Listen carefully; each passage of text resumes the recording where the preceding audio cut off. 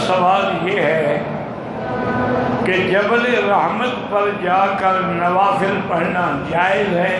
بالکل ناجائز ہے اور بلکہ بدعت ہے۔ جبل رحمت پہ چڑھنا بھی بدعت ہے، ٹھیک جائے کہ نوافل پڑھیں۔ حضور صلی اللہ علیہ وسلم نے حجۃ الوداع میں آپ نے جو وقوف فرمایا تھا نا، وہ جبل رحمت کے سامنے دامن میں جو بڑے بڑے کالے کالے پتھر پڑے ہیں، اسی جگہ حضور پاک نے اپنی اونٹنی پر بیٹھ کے وقوف فرمایا تھا اور یہ بھی اعلان کر دیا تھا کہ انی وقفتھا ہنا والارض کلھا موقف، کہ میں تو اسی جگہ وقوف کر رہا ہوں لیکن عرفات کا پورا میدان جو ہے موقف ہے۔ تو کوئی آدمی بھی حج کی نیت سے احرام سے لبیک پڑھتے ہوئے 9 تاریخ کو زوال کے بعد کسی وقت بھی 2 منٹ کے لیے بھی اس میدان میں پہنچ جائے تو حاجی ہو جاتا ہے۔ باقی یہ تو لوگوں نے رواج بنا رکھا ہے، جبل رحمت پہ چڑھ جاتے ہیں، فوٹو بناتے ہیں، ویڈیو بناتے ہیں، نوافل پڑھتے ہیں، بالکل بدعت ہے، ثواب کے بجائے گناہ ہے۔ چونکہ بدعت کا معنی یہی ہوتا ہے کل بدعت ضلالہ، کہ ہر بدعت گمراہی ہے۔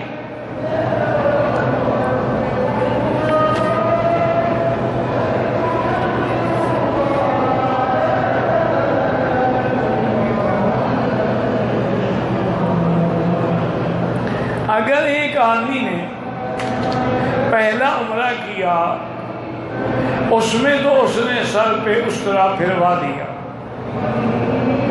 لیکن جب دوسرا عمرہ کیا پھر سر نہیں مڑایا، دم پڑ گئی، اور جب تک سر نہیں مڑائے گا وہ احرام میں ہے، جتنی غلطیاں کرتا جائے گا دم پڑتی جائے گی۔ پہلا عمرہ ہو یا 10واں عمرہ ہو، ہر عمرے میں سر مڈانا جو ہے وہ ضروری ہے۔ محلقین رؤوسکم ومقصرین لا تخافون، میرے آقا نے 4 عمرے کیے ہیں، آپ نے تینوں میں اور حج میں بھی اس طرح پھروایا، صرف ایک عمرے میں آپ نے بال کٹوائے، اور آپ کے تو بال بھی بڑے بڑے تھے۔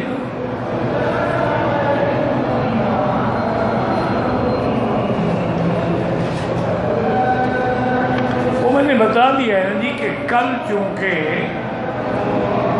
ایک توقع ہے کہ چاند نظر آ جائے، تو اس لیے کل درس نہیں ہوگا۔ انشاءاللہ اگر چاند نظر آ گیا تو پھر تراویح ہوگی۔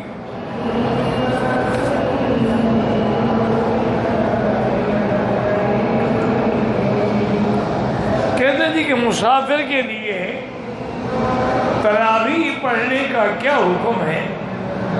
بھئی مسافر کے لیے تو فرض نماز بھی آدھی ہو جاتی ہے، اگر 4 رکعتیں 2 پڑھے گا اور سنت اور نوافل معاف ہیں، تو تراویح بھی تو سنت ہے، وہ بھی معاف ہے۔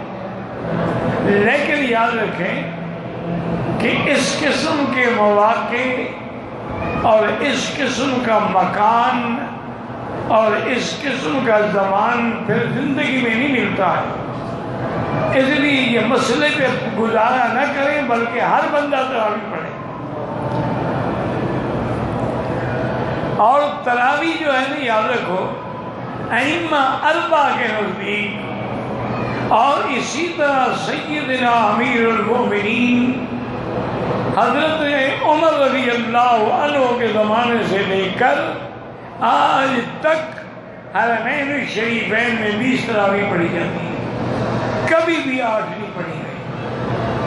حضور صلی اللہ علیہ وسلم نے تراویح پڑھی، لیکن 1 رات 2 رات تیسری رات آپ تشریف نہیں لے آئے۔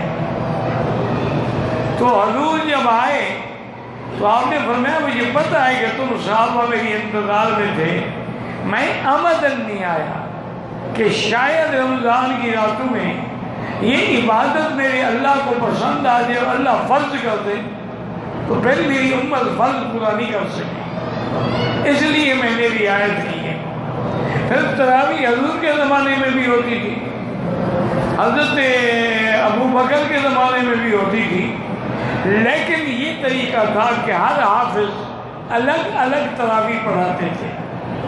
لیکن جب سیدنا عمر رضی اللہ عنہ نے دیکھا تو انہوں نے کہا کہ یہ بات جو ہے وہ مناسب نہیں ہے، جب تراویح پڑھنا ثابت ہے اور جماعت کی نماز کے برکات ثمرات بہت زیادہ ہیں، فَجَمَعَهُمْ عَلَىٰ أُبَيِّ بْنِ كَعْبٍ، تو حضرت عمر نے حکم دیا کہ آج کے بعد تمام صحابہ حضرت ابی بن کعب جو قرآن کے سب سے بڑے قاری تھے، یہ وہ صحابی ہیں کہ ایک دن حضور کی خدمت میں آئے تو حضور نے فرمایا کہ بھائی اللہ نے حکم دیا ہے کہ میں تمہیں قرآن سناؤں۔ انہوں نے کہا یا رسول اللہ، اللہ نے میرا نام لیا؟ فرمایا ہاں نام لیا ہے۔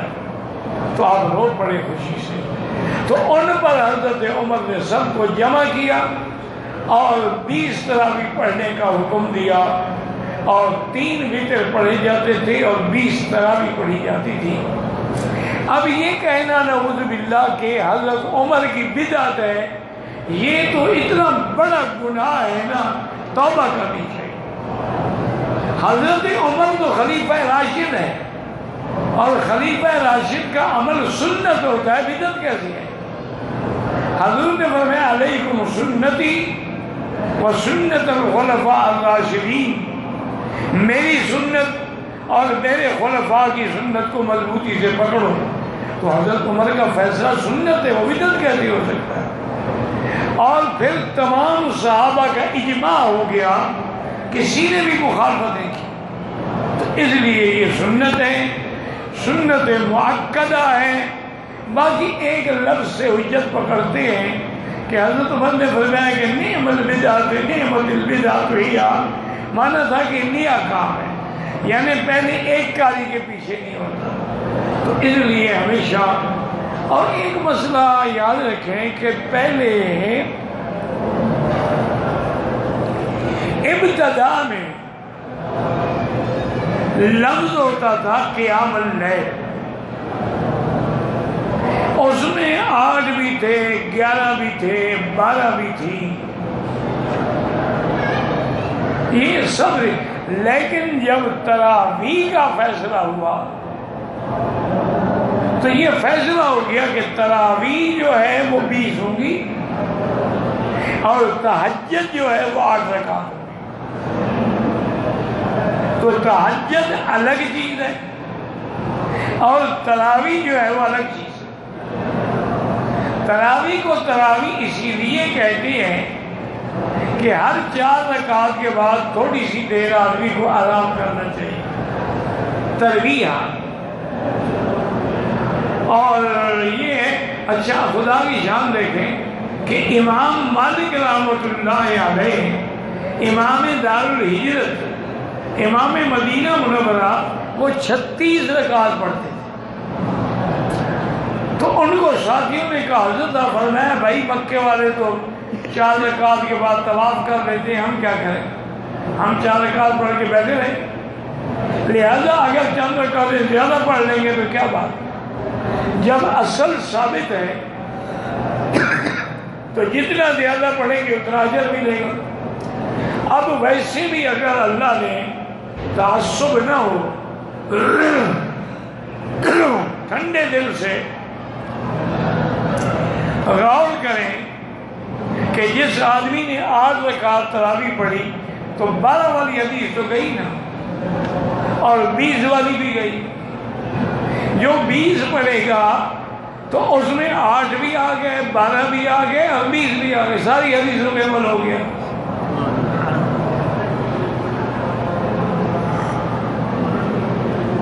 باقی وطر جو ہے یاد رکھو، وطر کی 3 رکعت ہے۔ پڑھنے کا طریقہ حنابلہ کے نزدیک یہ ہے کہ 2 رکعت پڑھ کے سلام پھیر دیں گے، کھڑے ہو کے 1 رکعت پڑھیں گے، حالانکہ وہ بھی 3 پڑھ رہے ہیں لیکن درمیان میں فاصلہ کرتے ہیں، ورنہ وطر 3 رکعت ہیں۔ حتیٰ کہ حضور نے اتنا بھی فرما دیا کہ پہلی رکعت میں سبح اسم ربک الاعلیٰ، دوسری رکعت میں قل یا ایھا الکافرون، اور تیسری رکعت میں قل ھو اللہ احد۔ جب ہے ہی 1 رکعت تو 3 صورتیں پڑھانے کی کیا ضرورت تھی؟ اس سے بھی معلوم ہوا کہ وطر 3 ہے، اسی لیے حضور پاک نے 3 رکعتوں کی تعلیم دی۔ باقی 3 رکعت اکٹھے پڑھیں الحمدللہ، جو 2 رکعت کے بعد سلام پھیر کے 1 الگ پڑھتے ہیں تب بھی الحمدللہ، لیکن حنفی مسلک میں 3 ملا کے پڑھنی چاہیے، کیونکہ امام ابو حنیفہ فرماتے ہیں کہ 1 رکعت جو ہے وہ نماز ہوتی نہیں، 1 رکعت اگر 1 رکعت نماز ہوتی تو مسافر کو فجر کی نماز میں 2 رکعت کے بجائے 1 رکعت پڑھنے کا حکم ہوتا، لیکن چونکہ 1 رکعت نماز نہیں ہوتی فجر 2 ہی پڑھی جائے، البتہ ظہر جو ہے وہ 4 کے بجائے 2 پڑھی جائے۔ واللہ اعلم۔ آپ مسئلے نہ پوچھتے رہنا، تراویح پڑھیں، امام کے پیچھے وطر پڑھیں، جیسے وہ پڑھائیں پڑھ لیں، کوئی اختلاف نہ کریں، کوئی بغض نہ رکھیں، ائمہ اربعہ برحق ہیں، کسی بھی طریقے پہ عمل کیا گیا الحمدللہ۔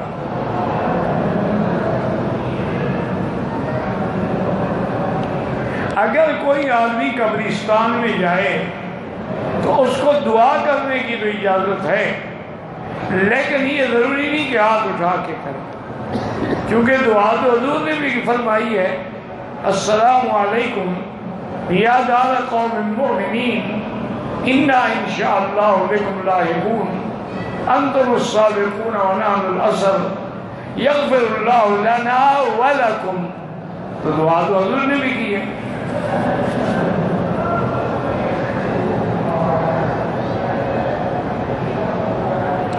اگر ایک آدمی عمرے پہ آیا، اس کو علم نہیں تھا، اس نے طواف کیا، سر مڈا لیا، صفا مروا نہیں دوڑا، اب ایک بکری دم دے دے، اچھی طرح علم ہو جائے گا، انشاءاللہ آئندہ کبھی غلطی نہیں کرے گا۔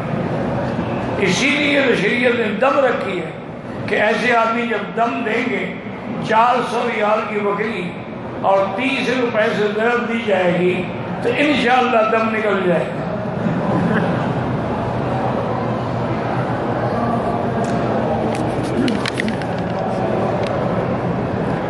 لاہور میں تھا، احرام باندھنے سے پہلے کسی چیز کو پتہ نہیں آنے کے لیے الفی کا استعمال کیا، احرام باندھ کے عمرہ کیا، حلق کروایا، بعد میں دیکھا کہ پاؤں پر تھوڑی سی الفی لگی ہوئی ہے، اس صورت میں میرا وضو تو نہ ہوا۔ اگر پاؤں پہ الفی، مجھے نہیں پتا الفی کیا بلا ہے، اگر وہ ایسی گوند ہے جو چبڑ جاتی ہے، ٹوٹی ہوئی چیزوں کو بھی جوڑ دیتی ہے اور وہ اوپر نہیں اترتی تو اس کے اندر پانی داخل نہیں ہوتا، جب پانی داخل نہیں ہوتا تو وضو بھی نہیں ہوگا، جب وضو نہیں ہوگا طواف نہیں ہوگا، عمرہ بھی نہیں ہوگا۔ اب آپ عمرہ دوبارہ دہرائیں، انشاءاللہ دم تو نہیں دینی پڑے گی لیکن عمرہ آپ کو دوبارہ کرنا ہوگا۔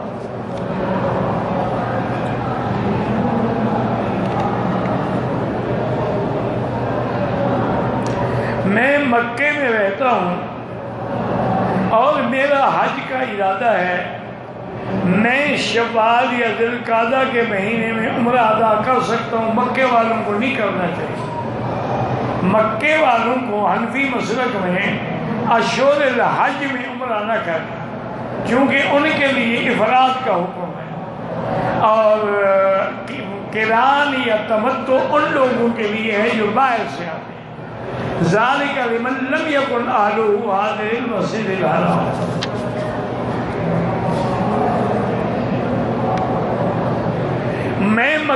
نوکری کرتا ہوں، مدینہ شریف جاؤں زیارت کے لیے کتنے عرصے کے بعد روز جاؤ؟ جب اللہ توفیق دے، موقع ملے جاؤ۔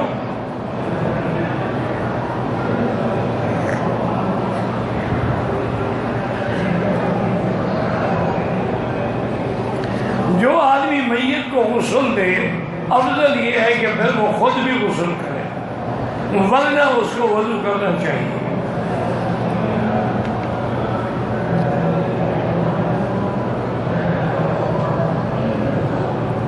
کہتے ہیں کہ احناف کے نزدیک مسجد میں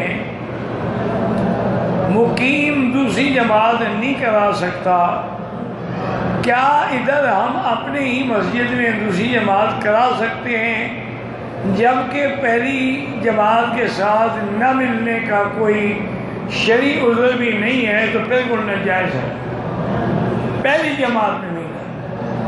اور اگر مجبوری ہو تو مسئلہ یہ ہے کہ جس جگہ امام نے نماز پڑھائی ہے تو اس جگہ نہ کرو، دوسری جگہ جا کے جماعت کر لو۔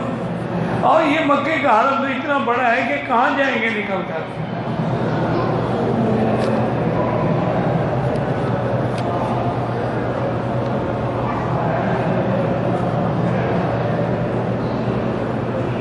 میں پاکستان سے کسی گروپ کے ساتھ عمرے پہ آئی ہوں، 5 دن کے بعد میرے محرم جو یہاں رہتے ہیں وہ آ گئے، عمرہ تو بیٹی ہو جائے گا لیکن آپ گناہگار ہیں، آپ کو سفر تو نہیں کرنا چاہیے تھا نا بغیر محرم کے۔ آج تو 5 منٹ میں لوگوں کی عزت لوٹ جاتی ہے، تو ہم تو 5 دن کی بات کر رہے ہیں۔ اس لیے شریعت نے حکم دیا ہے کہ عورت بغیر محرم کے سفر نہ کرے۔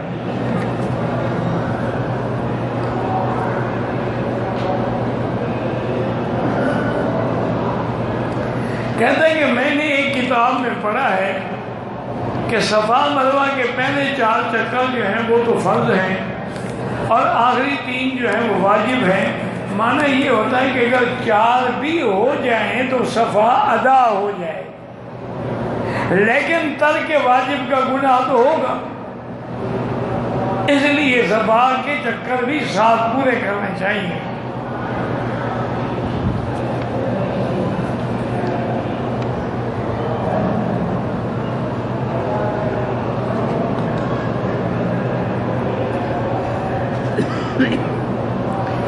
میں پاکستان سے ایک عورت آئی ہے عمرے کے لیے، 4 دن پہلے اس کی ماہواری آ گئی تو بس اب حیض ہے، اس کا ایام کا انتظار کرے، جتنے دن عادت ہے وہ پورے کرے، اس کے بعد غسل کرے اور پھر عمرہ کرے۔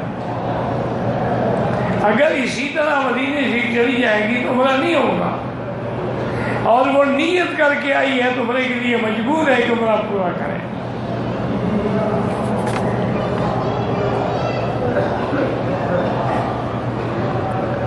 میرے بیٹے نے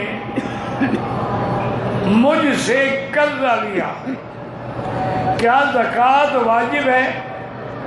اگر قرضے کی واپسی کی امید ہے تو زکوٰۃ ادا کر دیں، اگر نہیں ہے انتظار کریں جب مل جائے دے دینا۔ اگر مثلا 2 سال کے بعد قرضہ ملتا ہے تو 2 سال کی زکوٰۃ دینی ہوگی۔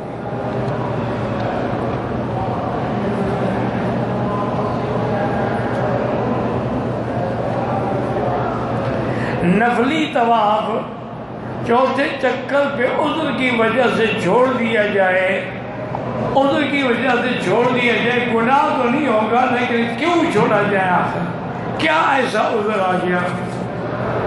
اس عذر کی بھی تو وضاحت ہونی چاہیے نا۔ تھک گیا بیٹھ گیا، تھوڑی دیر کے بعد پھر پورا کر دیں۔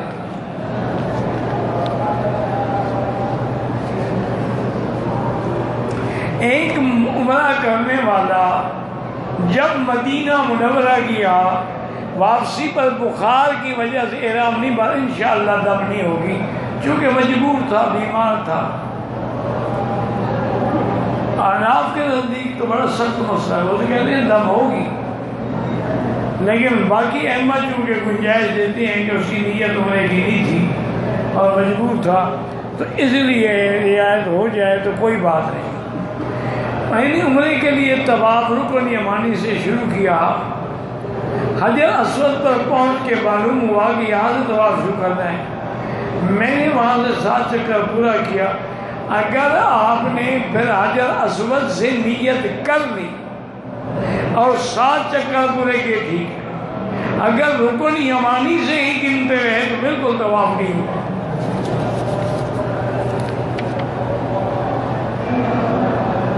لوگ کہتے ہیں کہ میدان حشر جو ہے وہ عرفات میں ہوگا، بالکل غلط کہتے ہیں۔ میدان حشر شام میں ہوگا۔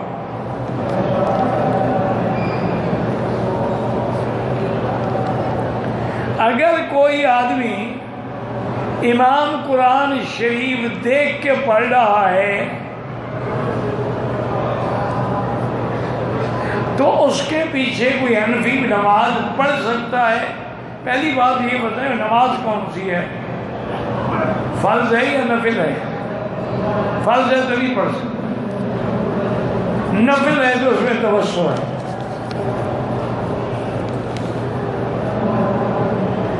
نفلی طواف میں نامہ استلام نہیں ہوتا، نامہ استلام ہوتا ہے جب آدمی عمرے کا طواف کرتا ہے۔ 8 پہ ختم کیا، 2 رکعت پڑھے، دعا مانگی، زمزم پیا، پھر نامہ استلام کر کے صفا مروا چلے گئے۔ اذان کے بعد جو دعا ہے وہ ہاتھ اٹھا کے نہیں مانگی جاتی، وہ بغیر ہاتھ اٹھائے مانگی جائے۔ میرا بیٹا 10 سال کا ہے، ضد بہت کرتا ہے، اس کے لیے آپ زمزم پلائیں اسی نیت سے، چونکہ زمزم ہر بیماری کی شفا ہے۔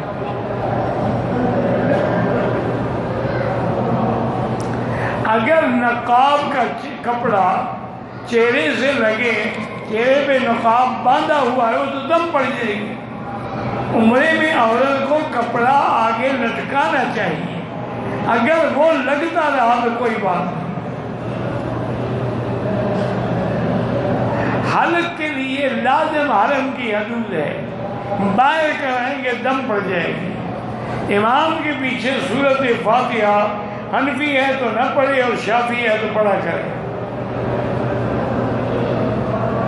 حضور پاک نے صلی اللہ علیہ وسلم نے اپنی زندگی میں تازہ کھجوریں بھی استعمال فرمائی ہیں، رطب بھی فرمائی ہیں، اجوا بھی فرمائی ہے، سخاوی بھی، جو مدینے میں کھجوریں ہوتی تھیں سب آپ نے استعمال فرمائی ہیں۔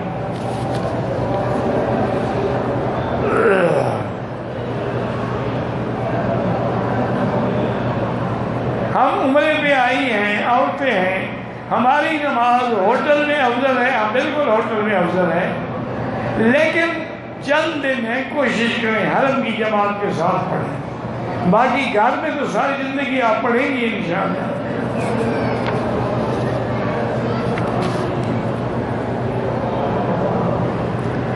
میرے بھائی کے فوت ہونے کے بعد اس کی 2 بیٹیاں ہیں، ان کی 2 بیٹیوں اور بیوہ کی کفالت کرنے کے لیے پہلے اپنی بیوی سے اجازت لینے کے بعد والدین کی مرضی کے خلاف دوسرا نکاح کیا۔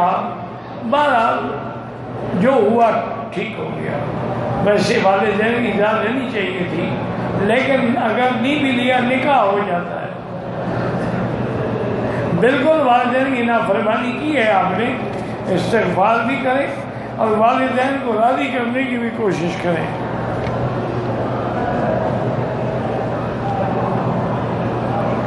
داڑھی کو کالا کرنا تو جائز نہیں ہے، اس کے علاوہ اگر کوئی رنگ کریں تو وہ جائز ہے۔ جھوٹ بول کے خرید و فروخت کرنا، منافع کمانا بالکل حرام ہے۔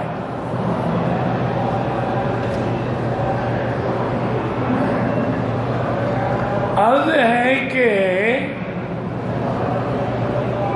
اللہ پاک ان کے لیے بہترین رشتے کا انتظام فرمائیں، اہلیہ مکمل سیرت عطا فرمائیں. پڑھے نہیں جاتا میں کیا کروں.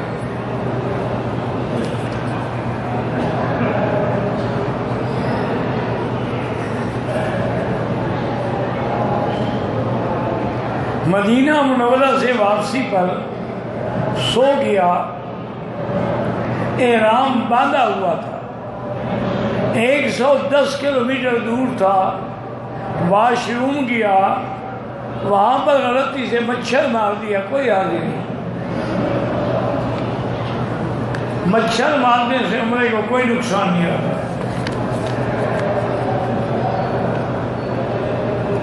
دم کا معنی ہی یہی ہوتا ہے کہ ایک بکری, بکرا, دمبا کچھ بھی خرید کر کے لیا جائے.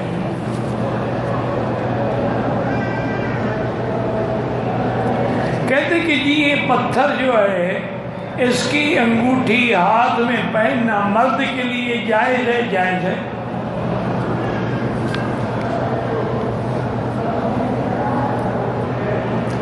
عمرے کے لیے جو لوگ آئے ہیں وہ اپنے ہوٹل کے کمرے میں جو نمازیں پڑھیں گے بالکل نہیں ہوں گی. حکم ہے کہ نماز جماعت کے پڑھو اور مسجد بھی پڑھو. لا صلاۃ للرجال فی المسجد الا فی المسجد.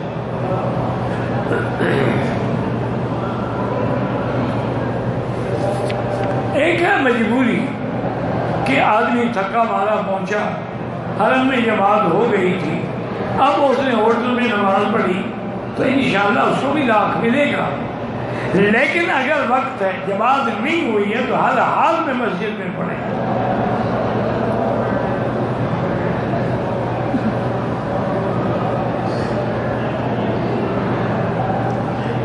میرا ملازمت ہے, میرا لین دین کرنا ہے. پاکستان ریٹ کرتی ہے کیا اس ادارے میں نوکری کرنا چاہیے. پتہ نہیں, مجھے سمجھ نہیں آیا کیا لکھا ہے.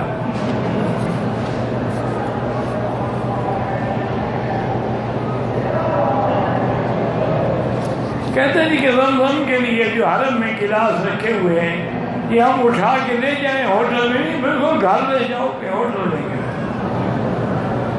لوگ لا کے رکھتے ہیں تم اٹھانے کے لیے پیدا ہوئے ہو. کون سے قیمتی گلاس ہیں, بازار سے خرید لو.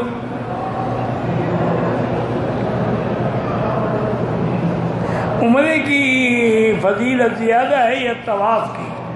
جتنی دیر آپ عمرے میں صرف کرتے ہیں اگر طواف کریں تو طواف افضل ہے.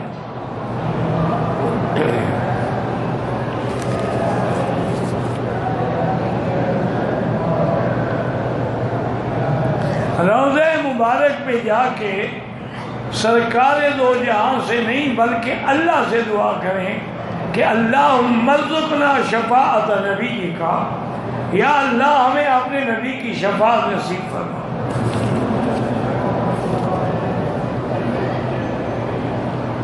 تراویح کی نماز مسجد کی راوت درس میں بھی کرا سکتے ہیں, کوئی بات نہیں.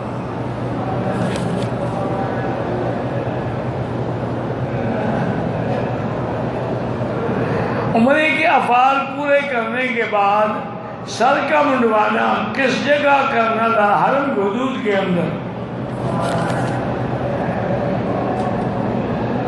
اللہ ہر مسلمان کو جو لا اولاد ہیں ان کو اولاد صالح عطا فرمائے, اور جن کی اولاد ہے اللہ ان کو صالح بنائے.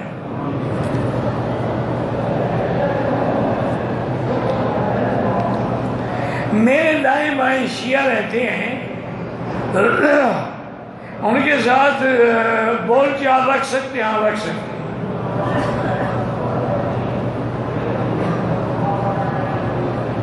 بات اچھی کرتے ہیں کہ ان کے گھر کی چیزیں نہیں کھاتی ہیں, آپ اچھی بات یہی ہے, تقویٰ اسی کا نام. ورنہ بطور فتویٰ تو جائز ہے, آپ اور جو چیزیں کھا رہی ہیں وہ ساری کافروں کی نہیں ہیں.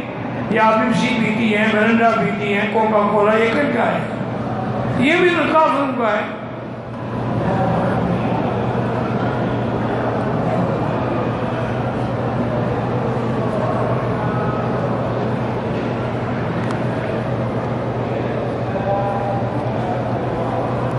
حمل کی حفاظت کا کوئی دعا بتائیں۔ بہرحال سب سے بڑی دعا تو میری بیٹی اللہ سے دعا مانگتی رہے، اور بعض علماء لکھتے ہیں کہ آیت ان اللہ یمسک السماوات والارض ان تزولا یہ پڑھا کریں۔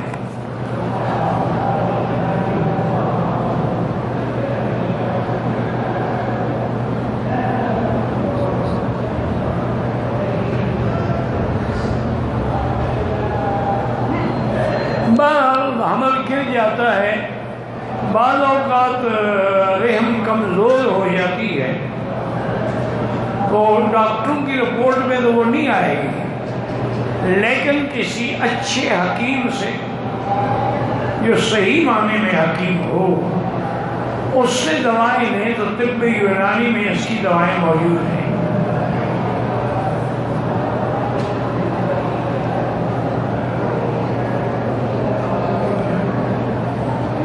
بیوی دین کے کام میں رکاوٹ بنتی ہے، ایسی بیوی کو آپ خود رکاوٹ نہ بنائیں، گھر سے نکال دے جان چھوٹ جائے گی، پھر کبھی رکاوٹ نہیں بنے گی۔ اگر تم نے دین میں رکاوٹ کی، میں تمہیں گھر میں نہیں رکھوں گا۔ ایسی بیوی کا کیا فائدہ جو بجائے دین میں مدد کرنے کے رکاوٹ بنے۔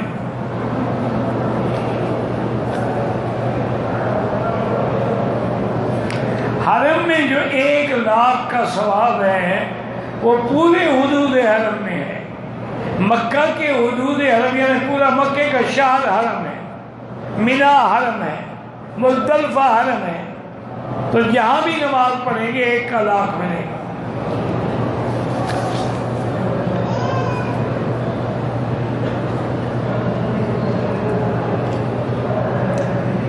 عمرے کرنے کے بعد دوبارہ عمرہ کرنا، احرام کہاں سے باندھنا ہے؟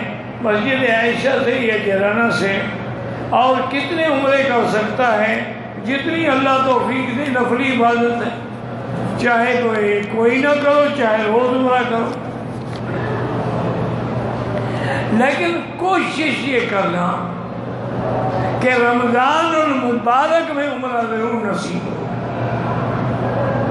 اور اس کے لیے مدینہ منورہ سے احرام باندھیں، یا طائف سے احرام باندھیں، یا رابغ کے قریب ایک مقام ہے الجحفہ، وہاں جا کے تاکہ میقات کا عمرہ ہو۔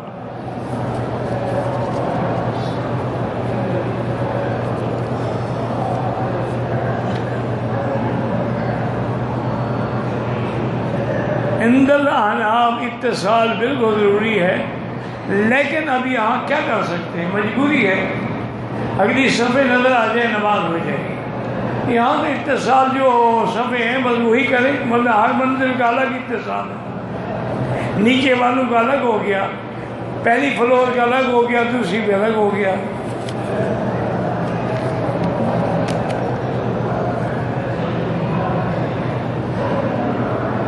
گھر سے وقت کھڑی ہو جاتی ہے، پتہ نہیں کیا کہتے ہیں، باہر نماز کھڑی ہو تو سنتیں نہ پڑھیں، نماز میں مل جائے۔ اذا اقیمت الصلاۃ فلا صلاۃ الا المکتوبہ، اور نماز کے بعد پھر سنتیں پوری پڑھیں۔ چاندی کی انگوٹھی میں مرد پتھر پہن سکتا ہے، بالکل پہن سکتا ہے، جو مرضی ہے پہنو، لیکن اس میں نفع نقصان کا عقیدہ نہ رکھو کہ یہ پتھر فائدہ دے گا، یہ نقصان دے گا، یہ باقی جو مرضی ہے پہنو۔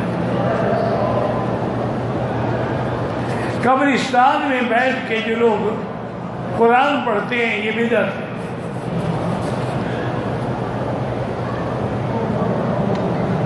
ہوٹل کا گوشت یا بیگ کا گوشت جو ہے مجھے نہیں پتا ہے، اگر وہ باہر کے ملک کا ہے تو نہ کھائیں۔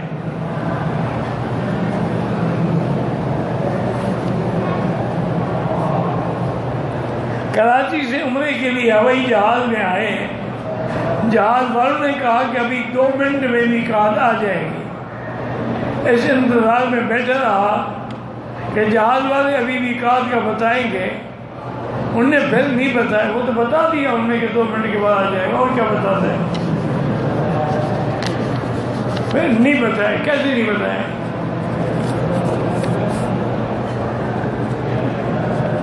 انہوں نے اسی لیے وقت پر تلبیہ نہ پڑھ سکا، حالانکہ میں انتظامات تلبیہ پڑھ لی، ٹھیک ہو گیا.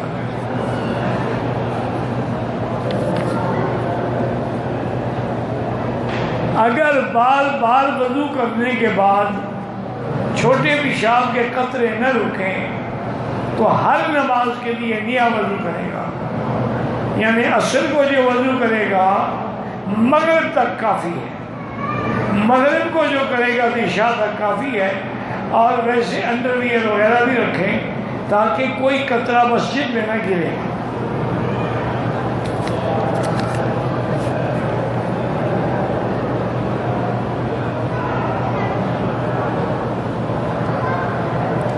میرے حیض کی نشانی مجھے آ گئی، لیکن میں نے گولیاں کھا کے حیض روک لیا، عمرہ مکمل کر لیا، دم پڑ گئی. پھر آپ نے حیض کے دنوں میں عمرہ کیا.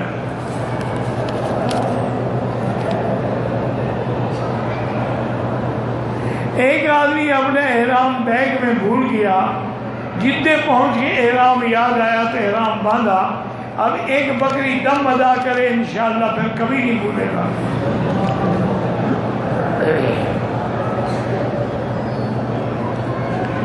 کیا اولاد سے پہلے مکمل کرنا،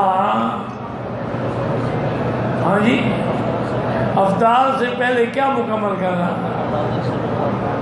کیا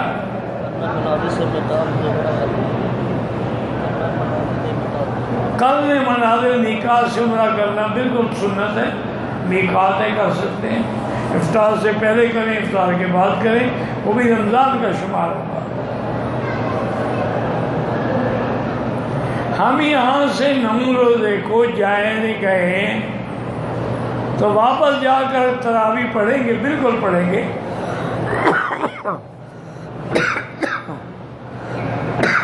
بلکہ آپ کا چونکہ قرآن پورا نہیں ہوگا،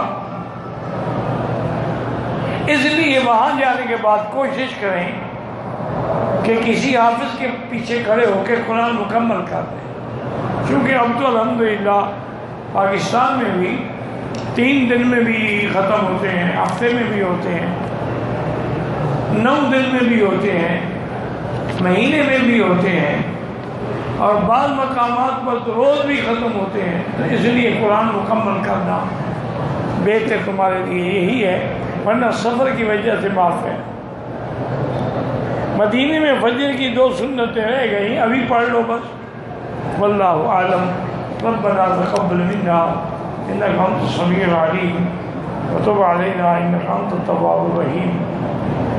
اللهم فرج هم المهمومين، نفس كرب المكروبين، واقض الدين عن المدينين، واشفنا واشف مرضانا ومرضى المسلمين، واشفنا واشف مرضانا ومرضى المسلمين.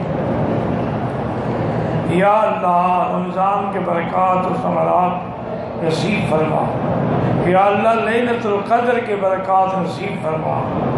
یا الہ العالمین، یا ارحم الراحمین، مسلمان جس ملک میں ہیں، فلسطین میں ہیں، کشمیر میں ہیں، عرب میں ہیں، عجم میں ہیں، ان کے جان مال آبرو عزت کی حفاظت فرما. یا اللہ حرمین الشریفین کو ہر فتنہ سے محفوظ فرما. یا الہ العالمین پاکستان کی حفاظت فرما. یا اللہ تمام بلاد اسلامیہ کی حفاظت فرما. یا اللہ تمام مساجد مدارس کی حفاظت فرما. تمام دین والوں کی حفاظت فرما. تمام دینی جماعتوں کی حفاظت فرما. ربنا آتنا فی الدنیا حسنۃ وفی الآخرۃ حسنۃ وقنا عذاب النار.